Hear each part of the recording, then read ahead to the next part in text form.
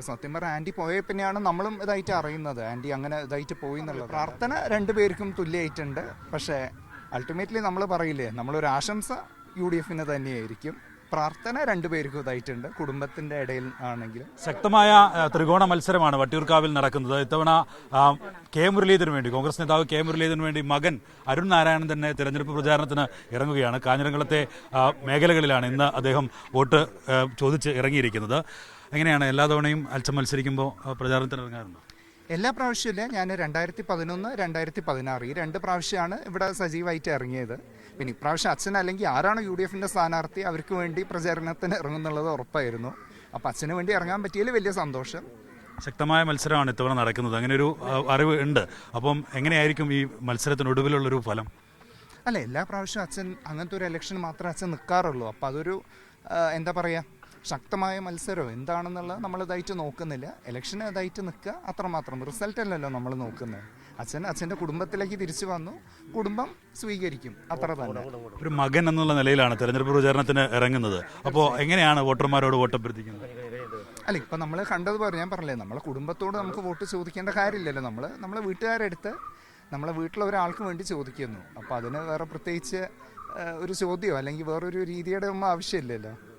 അച്ഛൻ പോയ സമയത്താണ് UDF മണ്ഡലം നഷ്ടപ്പെട്ടത്. വീണ്ടും തിരിച്ചു പിടിക്കാനാണ് അച്ഛൻ ഇറങ്ങിയിരിക്കുന്നത്. എങ്ങനെയാണ് റെസ്പോൺസ്? നല്ല റെസ്പോൺസാണ്, ആൾക്കാരുടെ ഇടയിലാണെങ്കിലും നല്ല റെസ്പോൺസ് തന്നെയാണ്. അപ്പോൾ പോസിറ്റീവായിട്ടാണ് ഞങ്ങൾ അതിനെ ഇതായിട്ട് കാണുന്നത്.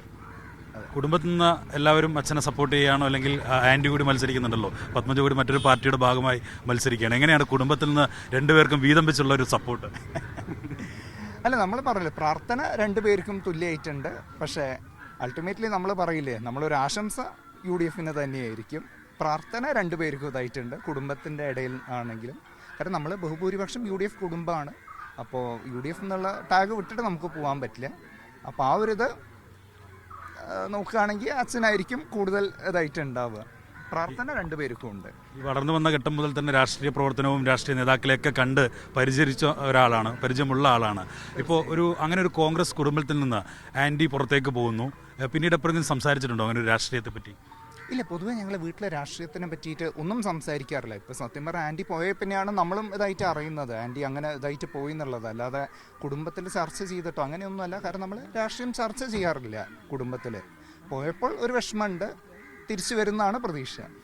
തിരിച്ചു വരുന്ന പ്രതീക്ഷയിലാണ്. സംസാരിച്ചോ അങ്ങനെ എന്തെങ്കിലും തരത്തിൽ തിരിച്ചു വരണം? ഇല്ല, അങ്ങനെ സംസാരിച്ചിട്ടില്ല. അതിനുള്ള ഒരു അവസരം കിട്ടിയിട്ടില്ല. ഇത് ഞാനൊരു അവസരമായിട്ട് എടുക്കുകയാണ്. തിരിച്ചു വരും എന്ന് തന്നെയാണ് ഞങ്ങൾ പ്രതീക്ഷ. വരട്ടെ. പ്രൊഫഷണൽ ജീവിതമാണ് ജീവിതത്തിൽ മുന്നോട്ട് കൊണ്ടുപോകുന്നത്. അതിനിടയിലാണ് അച്ഛന് വേണ്ടി വോട്ട് പിടിക്കാൻ വരുന്നത്. രാഷ്ട്രീയത്തിലേക്ക് പൂർണ്ണമായി ഇറങ്ങുന്നില്ലെങ്കിലും ഒരു തെരഞ്ഞെടുപ്പ് പ്രചരണത്തിന്റെ ഭാഗമായി ഇറങ്ങുന്നു. ഒരു സജീവ രാഷ്ട്രീയത്തിലേക്ക് അരുണിനെ പ്രതീക്ഷിക്കാൻ കഴിയും? അല്ല, ഞാൻ പറഞ്ഞല്ലോ, ഒരിക്കലും അങ്ങനെ ഒരു ഇത് നമ്മൾ ചിന്തിച്ചിട്ടില്ല. കാരണം ഈ ഒരു പ്രാവശ്യം നമുക്ക് UDF ഭരണത്തിൽ വരണം എന്നുള്ളത് എല്ലാ കോൺഗ്രസിനെ സ്നേഹിക്കുന്ന ആൾക്കാർക്കും നാടിനെ സ്നേഹിക്കുന്ന ആൾക്കാർക്കും ഉള്ള ഒരു ആഗ്രഹമാണ്. അപ്പോൾ അതിൻ്റെ ഒരു ഭാഗമായിട്ട് എന്നാൽ കഴിയുന്ന ഒരു സംഭാവന ചെയ്യുന്നു എന്ന് മാത്രം. കാരണം ഒരു തവണയും കൂടി LDF സർക്കാർ വന്നാൽ ഒരിക്കൽ നിങ്ങളോട് പറഞ്ഞു കിടക്ക് പുറത്ത്, പിന്നെ വീട്ടിൽ പോയി ചോദിക്കുക, ഇനി വരാൻ പോകുന്ന വെടിയുണ്ടായിരിക്കും. രാഷ്ട്രീയം സജീവമായി ശ്രദ്ധിക്കാറുണ്ടോ പ്രൊഫഷണൽ ലൈഫിനിടയിൽ? പിന്നെ തീർച്ചയായും. കാരണം നമ്മൾ ഈ പറഞ്ഞ ഒരു രാഷ്ട്രീയ കുടുംബമായതുകൊണ്ട് സാധാരണ ഏതൊരാളും രാഷ്ട്രീയം എങ്ങനെയാണോ കാണുന്നത് അതേപോലെ നമ്മളും കാണാറുണ്ട്. കെ കരുണാകരൻ്റെ പിൻഗാമിയായിട്ടാണ് അച്ഛൻ രാഷ്ട്രീയത്തിലേക്ക് വരുന്നത്, ആൻറ്റിയും വരുന്നത്. അങ്ങനെ കെ മുരളീധരൻ്റെ പിൻഗാമിയായി അരുൺ നാരായണനെ രാഷ്ട്രീയത്തിൽ ഒരു സജീവ രാഷ്ട്രീയക്കാരനായി കാണാൻ കഴിയും. കെ മുരളീധരൻ്റെ കൂടെ എന്നും അരുൺ നാരായണൻ ഉണ്ടാവും. സജീവ രാഷ്ട്രീയത്തിനൊപ്പം ഉണ്ടാവും. കെ മുരളീധരൻ്റെ കൂടെ അരുൺ നാരായണൻ ഉണ്ടാവും. ഓക്കെ, എന്തായാലും രാഷ്ട്രീയത്തിൽ സജീവമാകുമോ എന്ന ചോദ്യത്തിന് കൃത്യമായ മറുപടിയില്ല. അച്ഛൻ്റെ പിൻഗാമിയാവുമോ എന്ന കാര്യത്തിലും മറുപടിയില്ല. അച്ഛനൊപ്പം ഉണ്ടാകും. രാഷ്ട്രീയ പാരമ്പര്യമുള്ള കുടുംബമാണ്. അച്ഛന് വേണ്ടി വോട്ടഭ്യർത്ഥിക്കാൻ എത്തുകയാണ്. കുടുംബത്തിലേക്ക് തിരിച്ചു വന്നിരിക്കുകയാണ് കെ മുരളീധരൻ. അങ്ങനെയാണ് വട്ടിയൂർക്കാവിൽ വോട്ട് ചോദിക്കുന്നത് എന്നുള്ളതാണ് അരുൺ നാരായണൻ പറയുന്നത്. കണ്ണൻ തിരുമലക്കൊപ്പം വിജിൻ വായാന്തോട്, മീഡിയ 1.